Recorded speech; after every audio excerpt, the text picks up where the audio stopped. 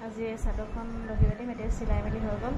এইটোৰ কাৰণে মই এনেকৈ সূতা ল'ম, এইটো মেচা সূতা, তাৰপিছতে এখন চিচাৰ কেঁচি আৰু এখন ডাঙৰখনো আছে, দুখনে আছে। এই দুখন সূতাটো মই কাটি লৈছোঁ, অলপ চুটি কৰি দুইটা মই যে যেনেকৈ সুবিধা পায় আৰু তেনেকৈ ল'ব পাৰে। আৰু এইটো এটা বেজি সূতা সোমাবৰ কাৰণে, সেইটো বেজি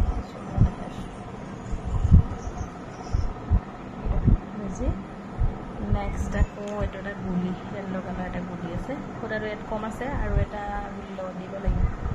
এইটো মিলি গৈছে অকণমান, সেইকাৰণে এইটোকে প্ৰথম ইউজ কৰোঁ। পিছে এখন আৰু বৰ্তমান মই এইকেইটাই লৈছোঁ, এখন কেঁচি, গুলি আৰু এইটো বেজি, সৰু বেজি এটা।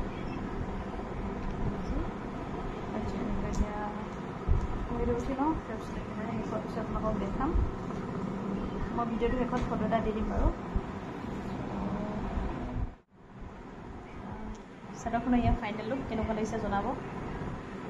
কাপোৰযোৰ খুব ধুনীয়া পিন্ধিবলৈ, একদম কোমল, গৰমত বহুত ভাল লাগিব পিন্ধিবলৈ। তাকে কেনেকুৱা লাগিছে সেইটো জনাব।